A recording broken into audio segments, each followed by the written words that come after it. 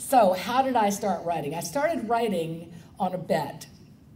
Had a little fight with my husband. We made a little bet. He lost. It's the truth. My mother, have y'all heard this story before? Because I don't want to tell you, I've got a lot of stories I can tell you.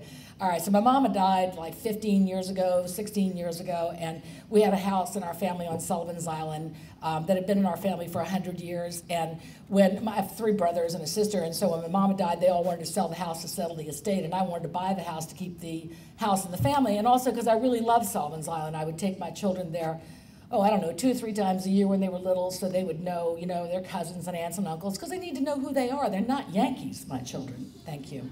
And I may have married a Protestant, but, I'm not going to have the Yankee children. So anyway, my husband said he would not buy my mother's house, and this was a poor decision on his part. Because it was right after Hurricane Hugo, and believe it or not, this house that was, I could have bought then for maybe $150,000, just sold for close to $1 million. So he should have bought me that house, because then I'd be home making his pot roast tonight instead of standing here like a big shot with y'all in San Francisco, right? That's the truth. So I said, I can't bear to lose my mother and my sense of place in the world all at the same time. And I started trying to figure out what I could do to make about $50,000 a year, which shouldn't have been that hard, because I came out of business, and that was what I thought it would cost to buy the house, pay the mortgage, pay the insurance, pay the taxes, and do the upkeep, and be able to pay to take us there 3 or 4 times a year. And so I decided that writing seemed like a good idea. What the hell was I thinking?